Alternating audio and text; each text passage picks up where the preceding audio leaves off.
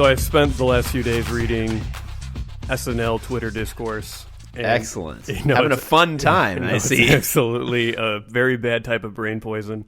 This is, I think, the perfect example of why online is a pillar of misery, because I don't like the show, I don't watch the show, and yet I was weirdly fixated with reading about all the takes, and I'm never going to get that time back, ever. And it's awful because, like, there's really nothing to say about the guy. He's obviously canceled for being a huge, unfunny racist. But, like...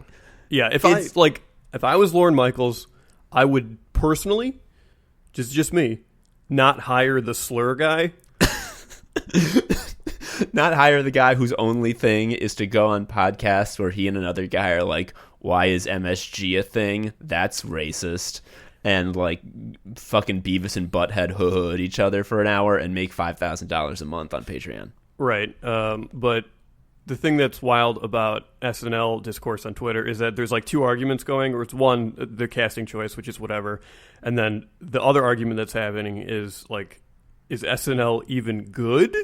And that's not an argument. It's it's always been bad. And it's part of what makes it so bad is that, like, it is the literal only viable end goal if you're a comedy person. Like, if you are, like, a person who likes to be funny... That's your end goal, because it's, like, the thing that opens up your career completely. Yeah, literally nothing could be better for you than to be hired by SNL.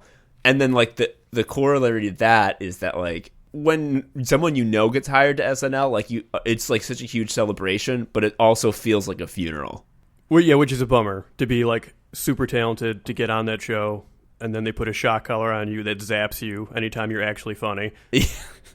It's like, you have to be, in order to get hired for SNL, you have to be, like, a fucking supernova of talent who is one of the funniest people in the country, and then you get hired, and you're required to act like Colin Jost is better than you. Right, yeah. That's your job for the next 3 years until you go on to your next thing. Like, imagine you're a college kid and you get scouted for the NBA and they pay you $1 billion to start. You've been working your entire life since you were, like, 10 years old to be the best you possibly can at basketball, and you've become, like, an absolute prodigy. And they sign you, and then they give you a bunch of money and they fly you out, and then they're like, welcome to the team. So for the next 3 years, we need you to inflate these basketballs. I mean, I would say it's more like, hello, welcome to the team. Please enjoy your mandatory introductory tendon cutting. And you're like, what? What are you talking? Ah! Yep. And then that's your life now. And people always, like, when you point out that SNL is, like, not good and has not been, there's always the defenders who are like, well, you're just jealous because you're not funny enough to get on SNL. And the answer is, like, yeah, idiot. Like, clearly, yes. Are you kidding? I would love to not be funny and be rich. Right. Being funny and poor sucks. It gives me no pleasure. Yeah, being funny and poor is a useless skill. Like, it's just great.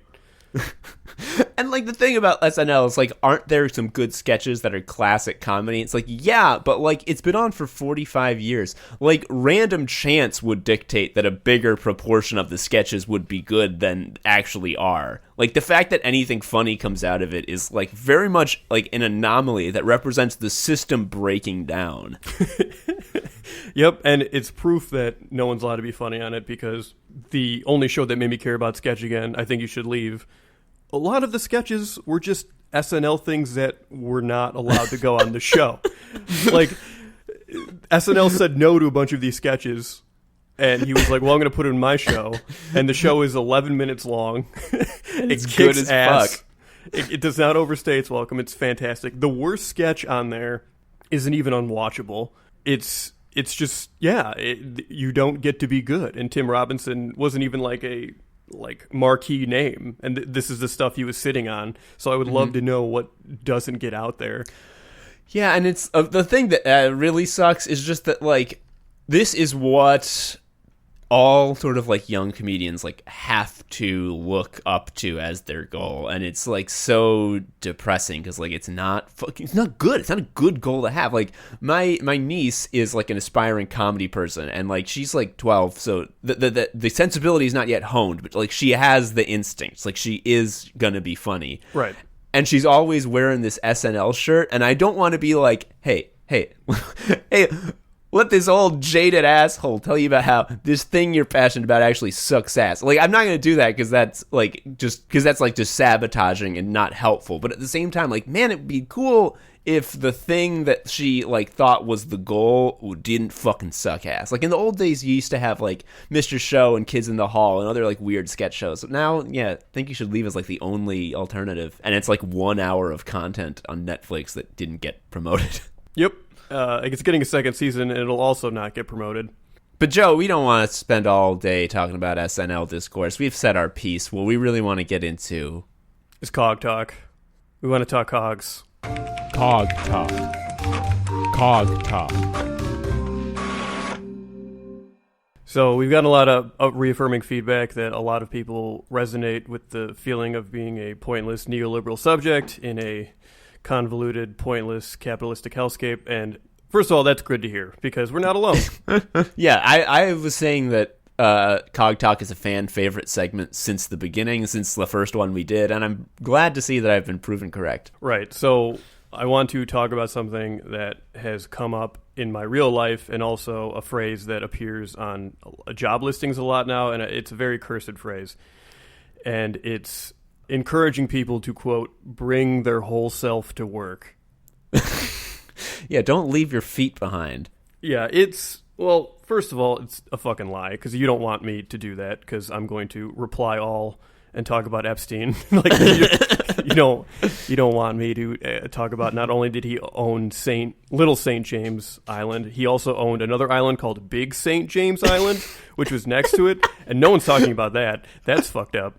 This is an extremely powerful thinker. Yeah, they don't want me to do that.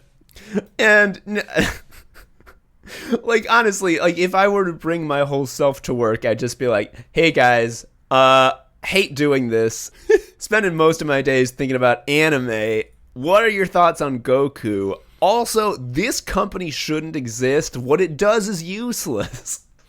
Yeah, that would be it. And you would be kicked out so fast. Or you would be the weird guy, because well, you're probably already the weird guy because you're not willingly engaging in office discourse. Oh, yeah, I'm for sure the weird guy. It fucking owns. The thing that drives me nuts about the phrase is that it's such a friggin' lie, because both bosses and workers don't want it. Yeah, like, we've spoken just now about how, like, if we were to bring our whole selves to work, it would be disruptive and horrible, and we'd get fired. But at, like, the same time, like, I don't want, like, every once in a while, and I don't know how this happens, because I do work hard to be the office weird guy who no one talks to, but every once in a while, someone will find out about the fact that I do creative projects. Ooh, no good. It's the same energy as if they, like, came up to me pointing a gun at my face. Like, hey, the boys at the water cooler, we found your search history and we're laughing at it.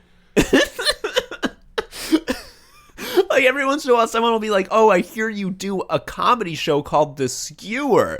And, like, I like, feel my fight or flight instinct activate, and I just get, like, white knuckled, and I can feel I can hear my blood in my veins, and I don't know what to do, because, like, any given person at this job could be an absolute fascist who, if they learn that I do a show where I say left-wing comedy, like, they definitely have the potential to, like, call ICE on me to black bag me in the middle of the night. Yeah, right. At my last job, when I was doing a reading of a piece, I had coworkers that I did not know knew about it show up, and my reaction was quiet panic.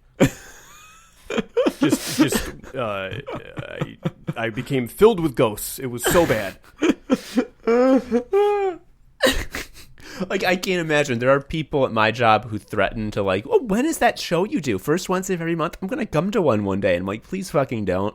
Oh, God, don't. Right. And if it's recorded, they can listen to it, which in practice means they're going to listen to it while not paying attention and then be like, yeah, I didn't get it.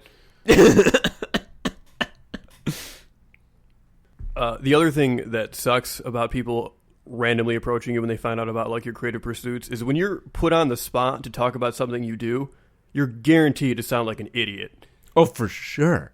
Like, you just become a stammering idiot. You're like, yeah, I get in front of a mic, and then people read their words, and then oh man, there's a bar, and oh no. Do you like left wing politics? Because otherwise, please don't listen and kill me. And it's especially bad when, like, learning about the Skewer is bad enough. Folks, if you don't know about the Skewer, it's a show I do where we fucking do left-wing comedy on a stage every month. But when they find out about, like, Shuffle Quest, that's even worse. I mean, I don't feel as much the risk that I could get killed for not being fascist enough. Right, but the fact that you have an actual play podcast RPG is like alien stuff.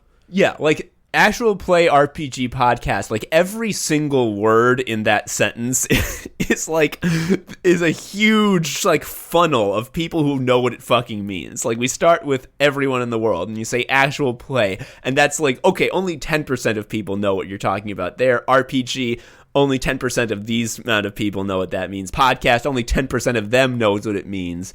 And so you're just left with an extremely confused person who doesn't want to hear you explain this, and you don't want to explain this because it's going to take 10 minutes. And at the end of it, they're going to be like, well, I'm not going to listen to that because that sounds like a nerd shit. I have been put on the spot to explain it as well, and I would have felt better if I was just telling them, yeah, so my hobby is I collect doll heads. And I mount them on the wall. Now you're thinking, do I fill them up with my cum? You're like, for sure. For sure. My girlfriend was like, you should tell them about your podcast. And we were with her coworkers, which are all people in the medical profession, so doctors and whatever. And that was the worst thing that's ever happened to me. Oh, my God. Because you have a bunch of people that save lives, work very hard. And then I'm like, well, an RPG is basically... Have you ever done a make-em-up? Have you ever played make-believe? Right. So I was just like, oh, I gotta go. I got diarrhea. It's real bad. It's real bad. That's much more dignified than what you would have said, yeah. Yeah. Anime Sickos are my third cursed project that I can't talk about to anyone. But it's the most relatable of the three, in my opinion. Yeah, it is weird that I think you're right, because it is sort of a yammering podcast, but at the same time, like, there is just that sort of inherent shame slime that covers the concept of podcasting. Also anime. Yeah, especially when you're a white dude and you're like, yeah, me and another white dude, we're on a podcast and we talk about anime, and they're like, oh, so you love to be a Nazi. And it's like, no. Yeah. And a lot of people make jokes, and they're correct to do so, that like when you hit 30, your midlife crisis, and it's your midlife crisis because we're going to die in the climate wars at 60. Oh, yeah. Your midlife crisis is to start a podcast, and it's correct.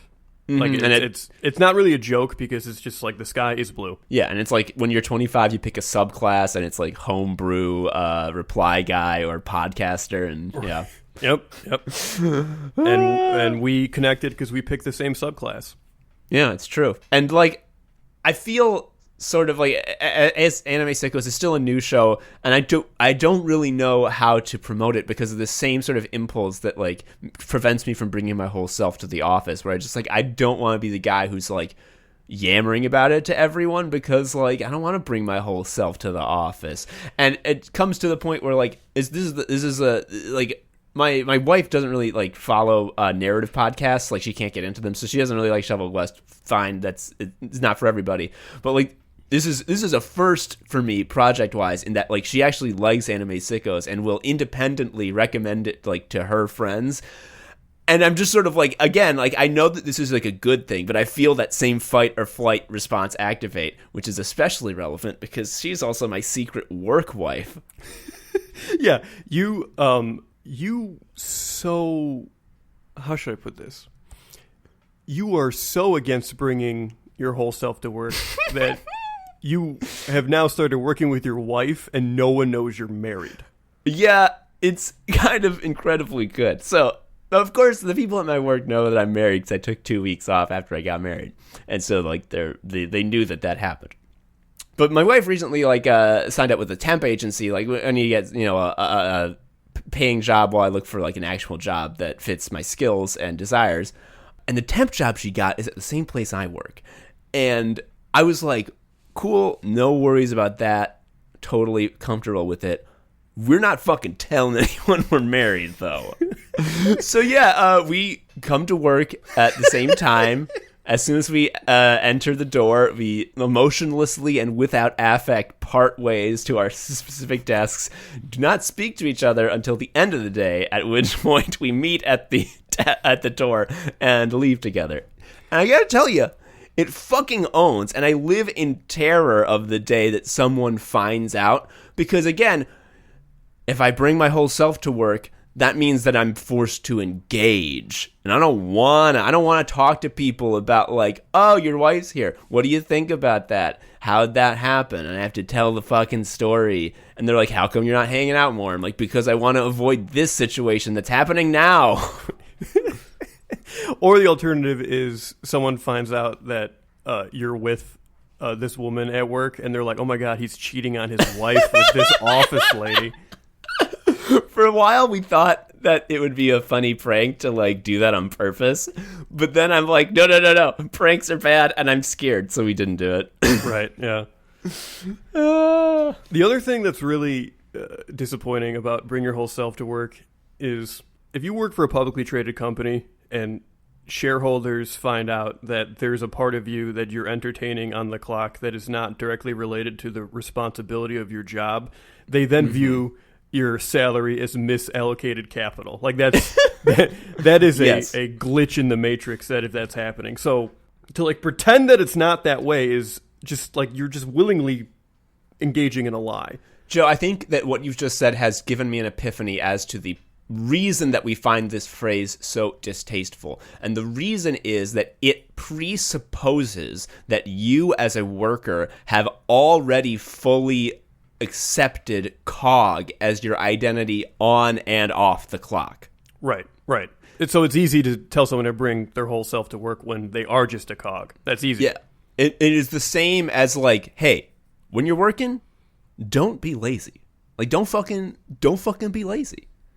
But they dress it up in a phrasing that makes it sound like it has to do with being a human being. Yeah. Also, every time I've like fucked up at work in any part of my career has been because I brought more of me than I should have. Like if someone like makes a request that's like stupid or is based on a misunderstanding, if I were to bring my whole self to work, I'd be like, hey, this is fucking dumb as hell. You got it wrong. I'm not going to do any work. This is your problem.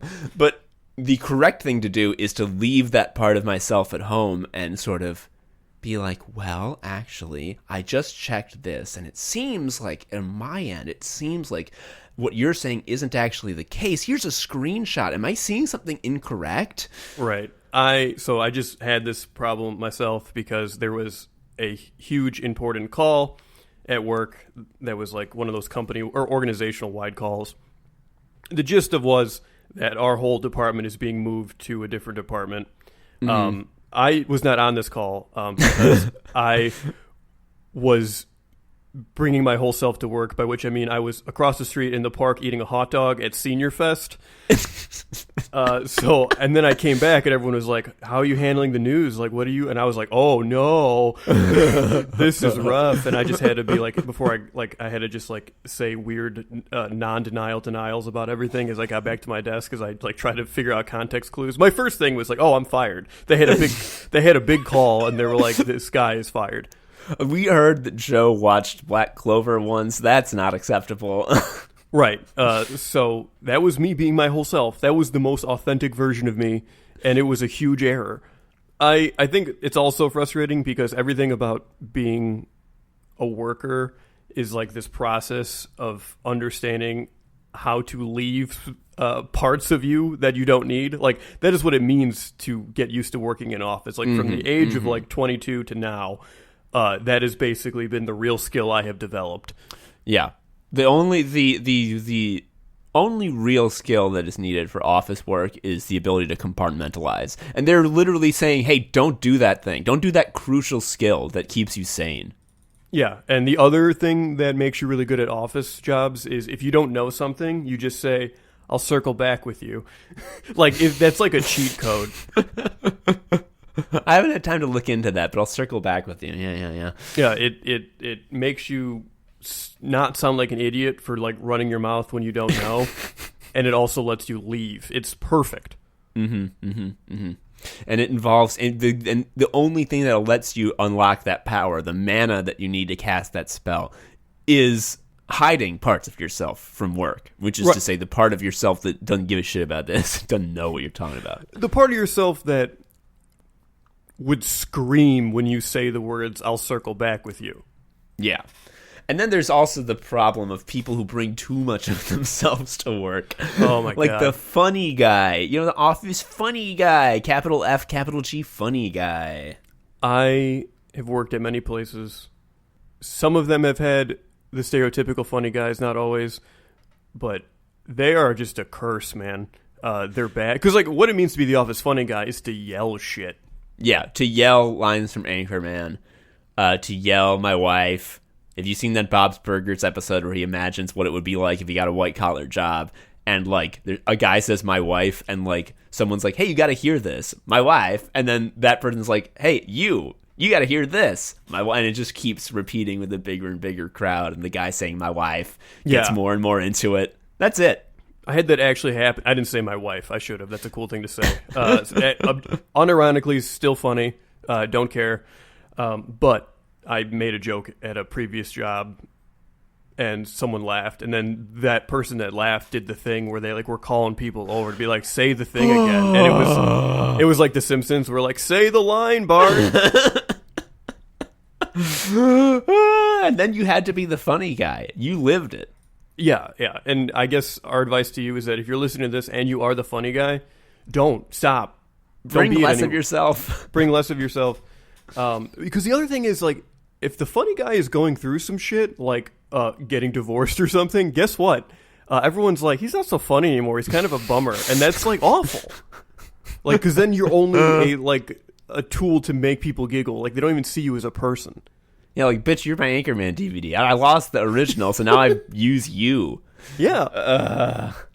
I think the thing that I want to leave our listeners with this Cog Talk, now that we've said a lot about bring your whole self to work, I think the key thing to remember, and this is something that I just want all humans to know, is that unless your job is like a passion project that you really care about, that it allows you to express yourself in a real way, you have to remember that work does not deserve you.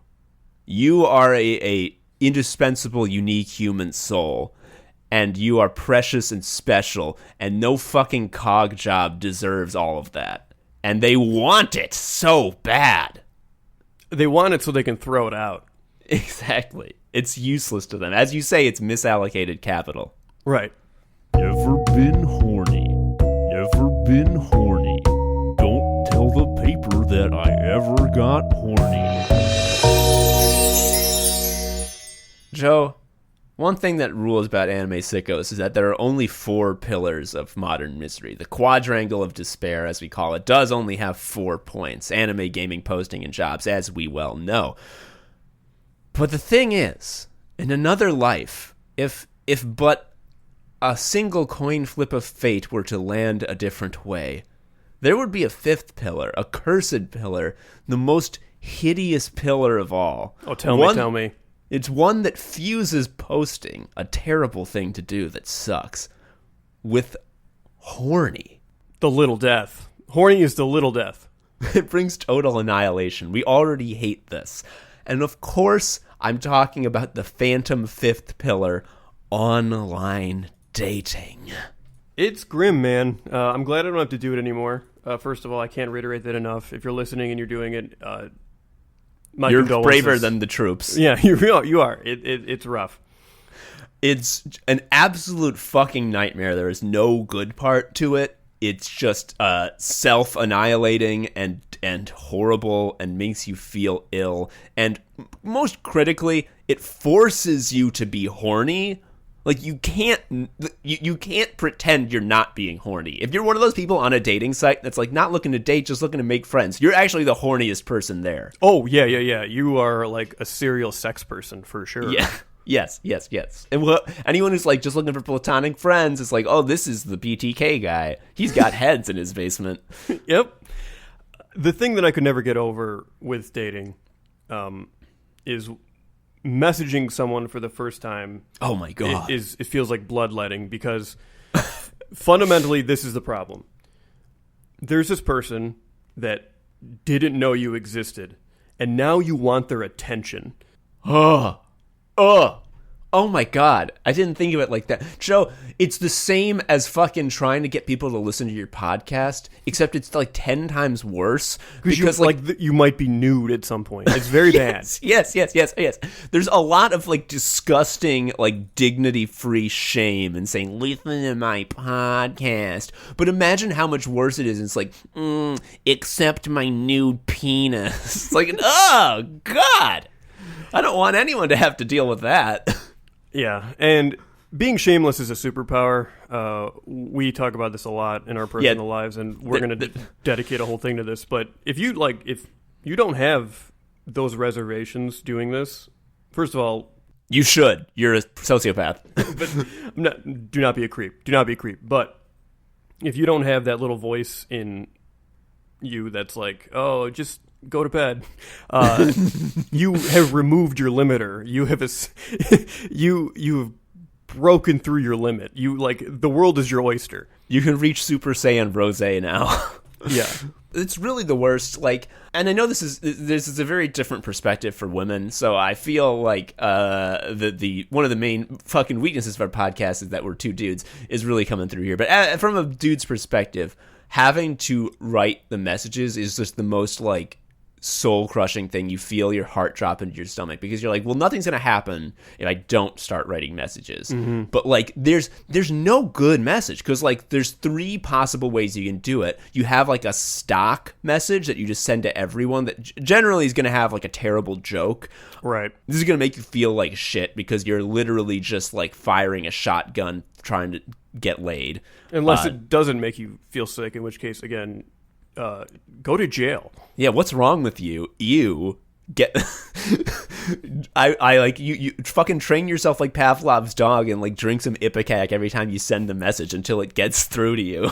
Right. The second thing you can do is like read their profile and be like, I saw that you like X. That's really interesting to me. I like X too. Let's talk about X, which is just awful because that brings up something that we're talking about later in this segment, which is the fact that like everyone in the world is so boring.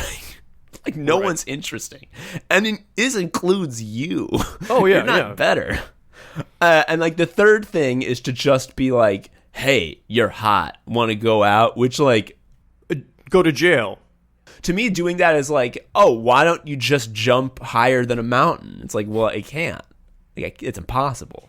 Yeah. The other gross thing is like to like lightly make fun of someone in the opening salvo, which not good. Like I can't imagine. Like the playful put down is like bad enough when it's just like people on Twitter just joshing with each other, but when the when the implicit goal of the neg is interface with my nude penis, it's like it's no good. Yeah, girls love it when the first message is a guy being like, I don't think you can even read. Like just fucking awful shit. Bios are hard because you want to be interesting, but you also don't want to be like a try-hard.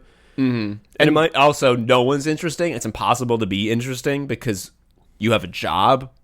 So half your time is spent doing something that can't be interesting by definition. Right. So in my case, like I didn't want to come across as like a guy who thinks he's too interesting. So I would err on the side of caution, which more often than not made me sound a little boring-er to my detriment.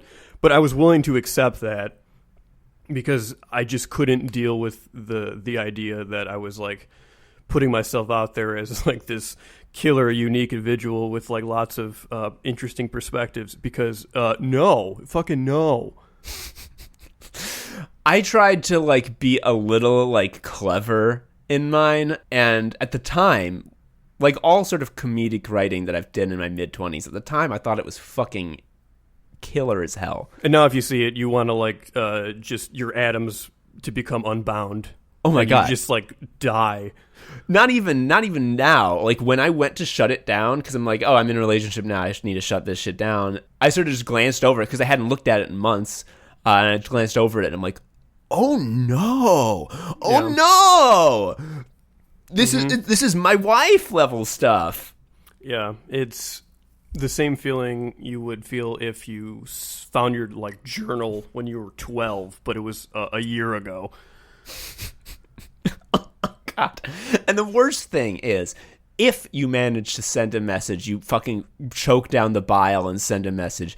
If it happens, if you sort of have internalized the horny and accepted it and being like, yes, I'm horny, I'm doing it, I'm being horny, fine, I'm doing a horny post, and you do it, the best case scenario is that you get to go on a date with a stranger, which is fucking 99 times out of 100, like, worse than, like, self-harm.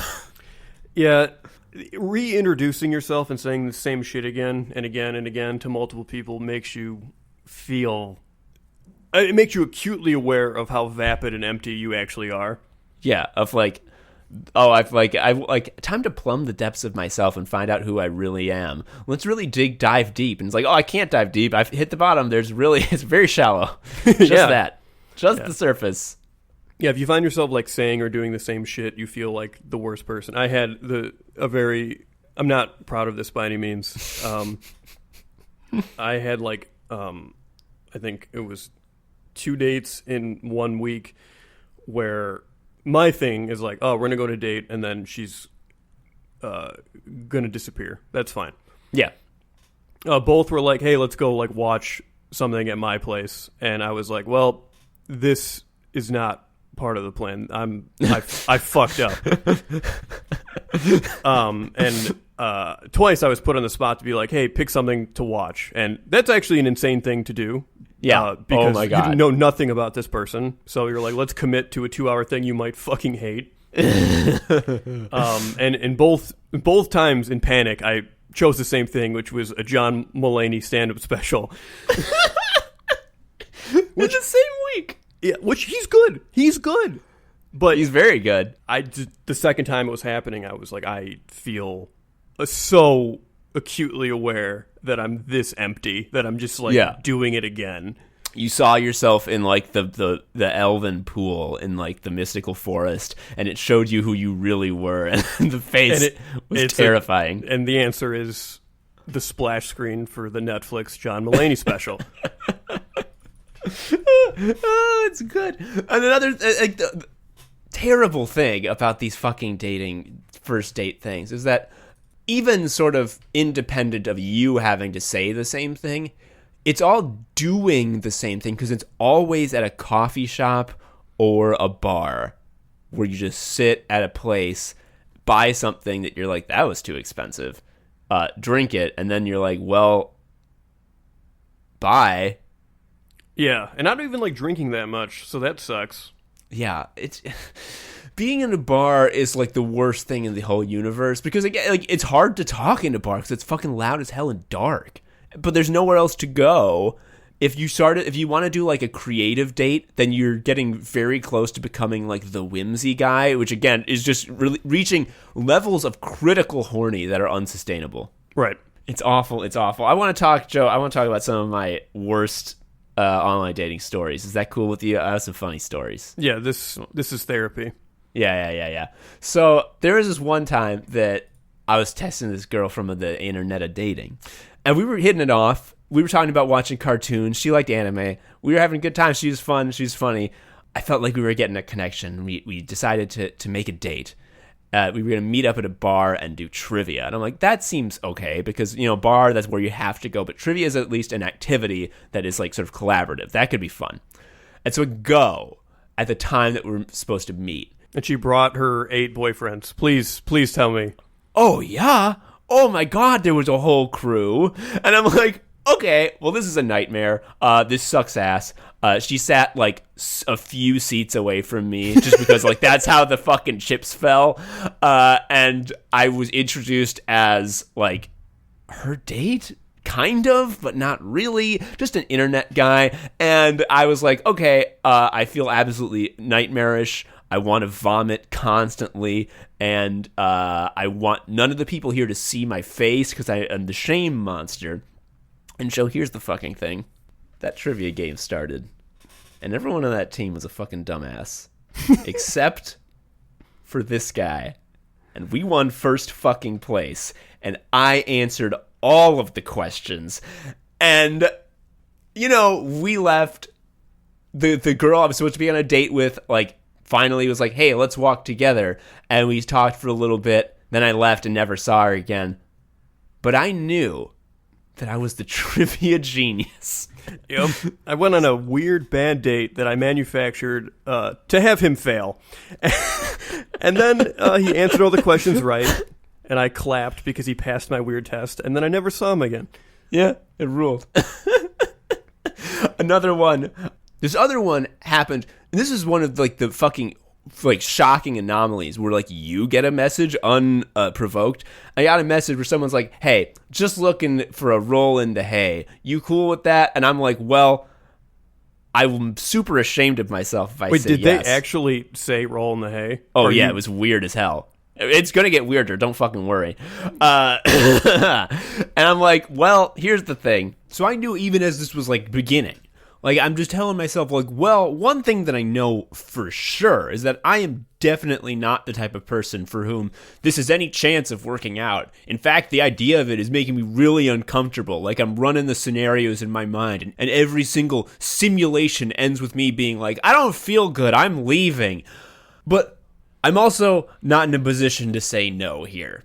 So, anyway, as you're sort of texting prior, she, you know, mentioned being into smoking the weed. And I'm like, I've actually never done that. And she's like, I would love to be the first to get you high. And I'm like, that's cool, because I don't know where to get weed. I still don't. How does anyone know? But I'm like, cool, okay, whatever. At least I'll get high for the first time. And so we meet, and we go to a fucking, like, first we have to go to a Walgreens so that she can get cash. And I'm like, oh, this is weird. So she has to, like, buy a candy and then get cash back from the debit card. And I'm standing there like a rube.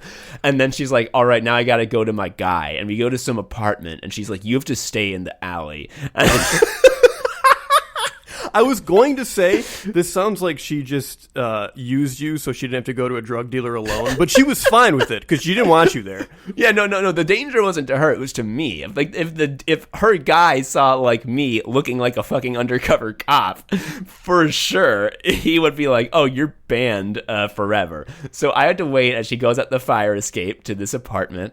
About 10 minutes go by. She comes out with the fucking weed, and I'm like, "All right. Now we're going to go somewhere and smoke the weed." The somewhere that I thought we were going to go was definitely not where we ended up going, which was a public park, very much broad daylight, very much in the middle of it.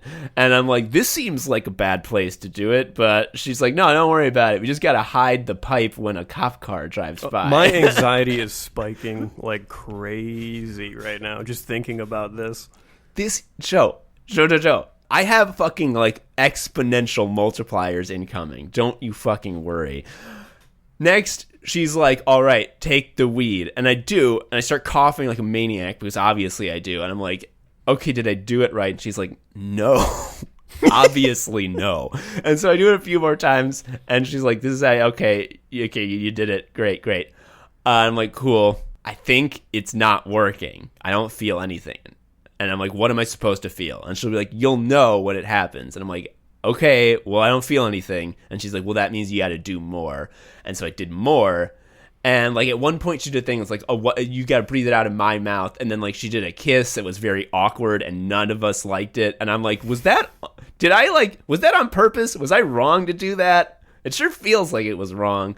And it didn't happen again. And we were both like, Anyway, I'm like, all right, when am I going to start feeling anything? I don't know what this is supposed to be like. I've heard from stories that it's supposed to make jokes funnier. I like that. When's that going to happen? And then I started noticing that when I would turn my head to look certain directions, my sensation of feeling my head turn would only come like 1 or 2 seconds after I made the decision to turn my head, and I'm like, uh-oh, that feels like something. You were in bullet time. I had entered bullet time, and I'm like, whoa, I think I feel something. And I stand up, and fuck, man. It was like Super Saiyan dizzy.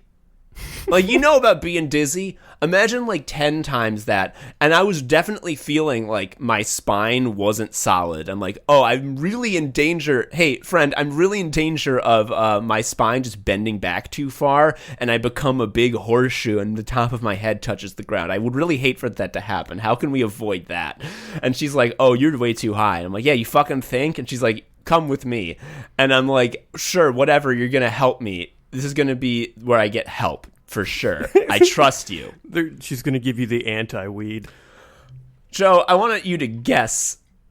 Give me your best guess as to where she took me, as I am just like panicking and I'm feeling like I don't feel good. I feel nauseous. I feel like I'm going to fall over. I feel like my head's going to fall off my neck.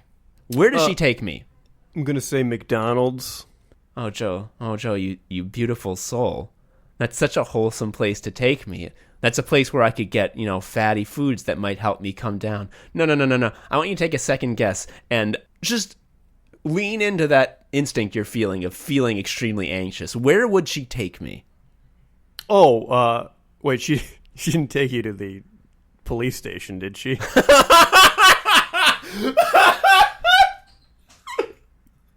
Because that would take you like, officer, this guy is too high and I don't want to have sex with him anymore. Please put him in jail.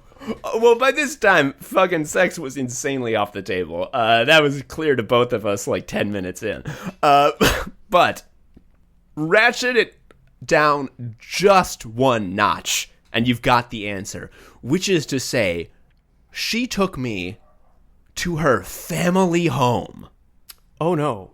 With her mom and little brother just there in the front room, to whom she said, hello, this is Tom, as I walked in. That meant you were such a good boy, though. You gave off such a good boy aura that she couldn't help but introduce you to her mom, even though you were high. So high that, like, I couldn't stand right, and I was very afraid, and I was like, I'm probably going to vomit any second. And her little brother, looking about 10, was playing Super Smash Brothers on the N64, and he was playing single player, and just in my fucking weed haze, even with all of this nightmare anxiety shit happening to me, I felt the gamer's urge. Oh, no, and Jesus fucking Christ.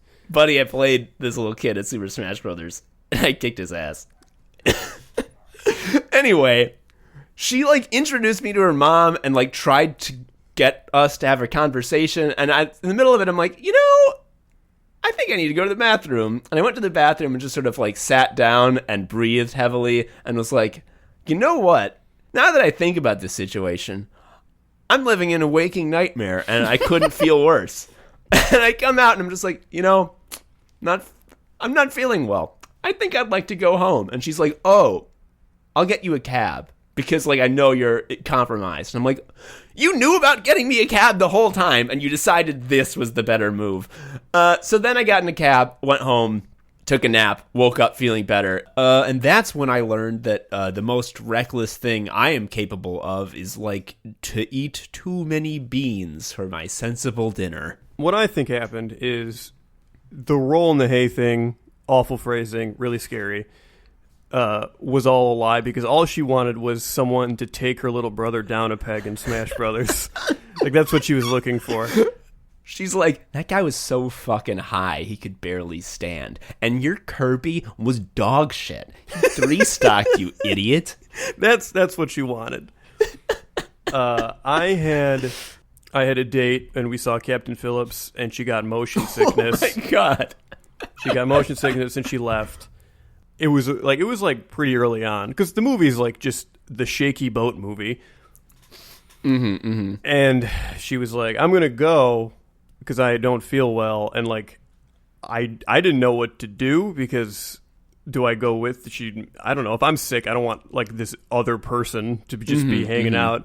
So I just saw Captain Phillips alone. There was one time where, because like talking about your interests is a nightmare. It as we've said, it exposes the shallowness of yourself. But this one person knew that I was into board games because I'm like, well, that's one of the 3 things about me.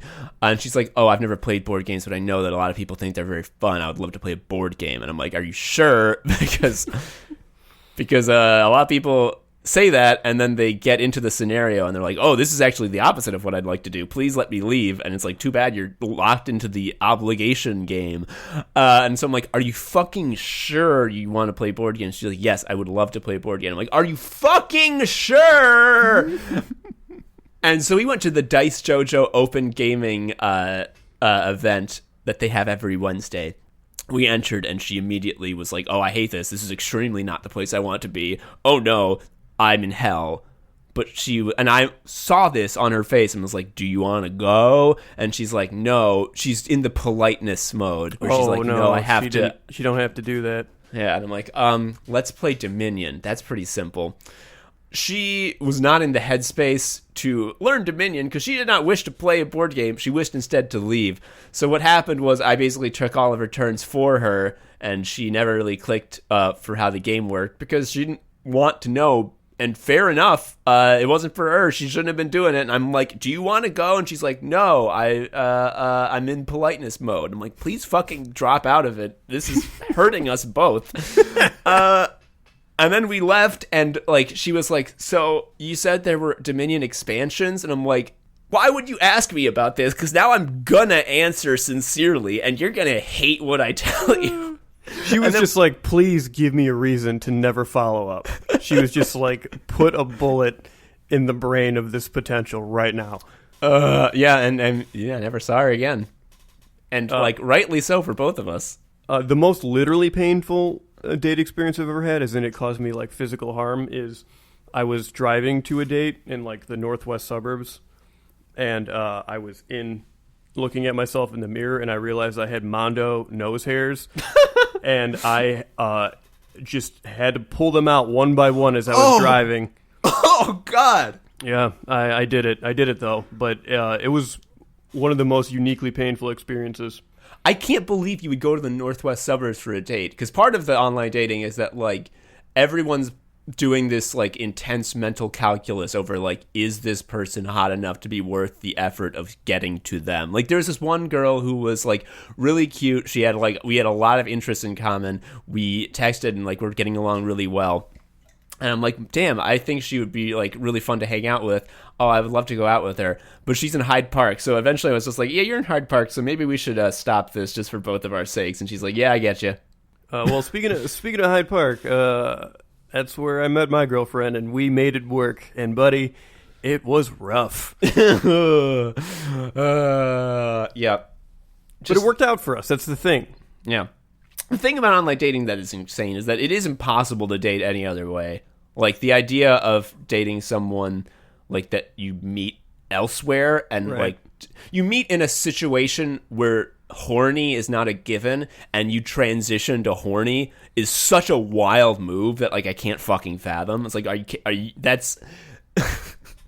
Hearing old people talk about how they met their spouses is the funniest shit, because it's just like, we rubbed each other's necks in a big metal car, and then the next day we were wed. It's insane.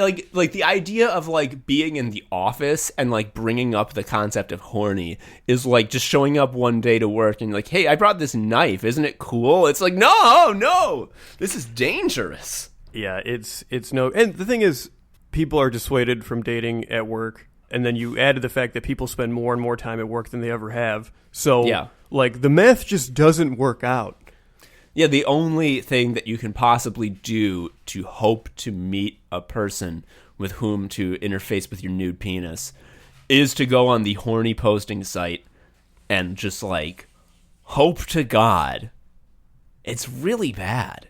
Yeah, so I recently changed medicines, and for the first time in, like, 4 years, I've started having dreams. Like, not aspirations. I mean, like, when I sleep, there's pictures. Yes. And the one I just had is that I was on a train. I wasn't stuck on a train. I was on a train, and everyone on it except for me was Polly. And it wasn't like a sex stream, because it was just a bunch of people like comparing calendars and trying to figure out like how logistically everything was going to work. Jesus Christ. And I was just in the dream. I was just trying to get to the mall, and the mall was a stop for the train, and everyone was just like, you're not poly, but it makes sense you're here because you need to get to the mall. Jesus Christ. But yeah, that's so that's the other thing. If you are poly, I don't understand it, but like it seems like it's less bad, or maybe worse, because there's just more multipliers. I don't get it. I mean, anything that involves turning on the horny impulse, taking the horny risk, is gonna be awful. Poly or mono, it's all the same. It's just different flavors of the same hideous urge you have to go on the internet to be like, hello, stranger. I enjoy this movie, which is a cultural signifier for this type of person. I enjoy this hobby, which everyone does. I see you do as well. Would you like to engage in the horny impulse? The thing that is a shameful sort of feeling is that, like, it makes me think of like freshman year in college, where like, what do you mostly talk about freshman year of college? You talk about like movies and like stuff you've seen. And when you're doing like first dates and stuff, you are having much of those same conversations, and it is a weird thing to just feel that pull back to, being 19. Oh my God. And it's kind of uncomfortable. Even though it's like the thing you do, it makes sense. You should talk about what fucking media you put in your brain. Yeah. But I can't help but shake that feeling of just trying to talk to people about movies and sound smart. And like, as bad and uninteresting and like exposing the boringness of your soul as that is, I'm so fucking glad I don't have to online date after I've started like making projects, because it's the same fucking thing as bringing your whole self to work. It's like, I don't like it. It's scary and weird to bring those up to people like that, and you don't know what they're gonna think about it, and especially because like, it's by definition, since you are the one creating this thing and the other person doesn't know about it, it's like not actually a conversation. It's explaining, which is not conducive to a date being good. Yeah. Nothing more conducive to a fulfilling relationship than having a guy explain a thing for the entirety of the date.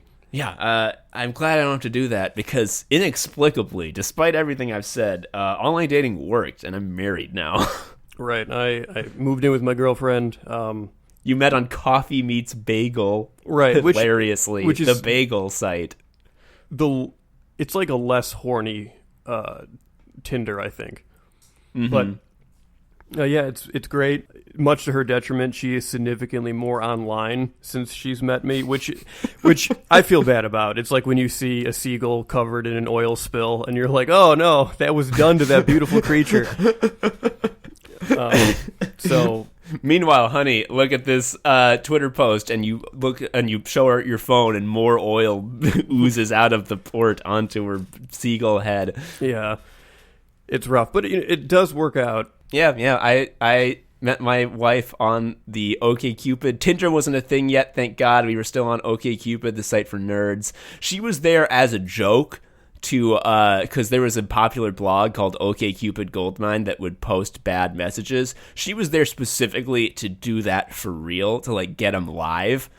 And somehow, mysteriously, I cajoled her after like texting her as like buds for like 6 to 8 months. I was like, hey, we talk to each other for like 8 hours a day every day. Why don't we go out on a date? And she's like, fine. The long con. Yeah, and that date went really well, and we've been together ever since, and now we're married. It's been ruled. Aw. Yeah. Yeah. So you heard it here first. Online dating can work out, but you do have to toil away in the horny minds. Yeah. It's awful. It's nightmarish. It exposes the inherent incompleteness and shallowness of you as a person, and in fact, all humans. You bear witness to the absolute absence of depth to most people, and you understand just how boring you are, and you have to constantly give in to these hideous urges to do a thing that is hateful to you and also hateful to the people who are receiving it. And the chances that anything good are going to happen are extremely low. The chances that you're going to have a nightmare scenario where you get very high and have to play Super Smash Brothers with a girl's little brother is like 90%. But it's actually good, actually. Yeah, online dating made me more religious. Not that I believe in Jesus, but I do believe that there is some presence that exists outside of time that hates it when you get horny. Yeah, I believe it. Anyway, Joe, is that it for Anime Sickos this week? That's it. I'm glad to be a sicko. I feel like I'm in sicko mode. Well, I don't feel like that because that's just how I am. Excellent. Thank y'all for listening. We'll see you next time. Thank you for listening to Anime Sickos. I've been Tom, a sicko. You can follow me on Twitter at TomHarrison19. Joe is also a sicko. You can follow him on Twitter at ShariaUncle. You can follow Anime Sickos on Twitter at Anime Sickos, or email us at animesickos@gmail.com. Please leave us a review or something. I don't know. Tell a friend. Anyway, until next time, bye.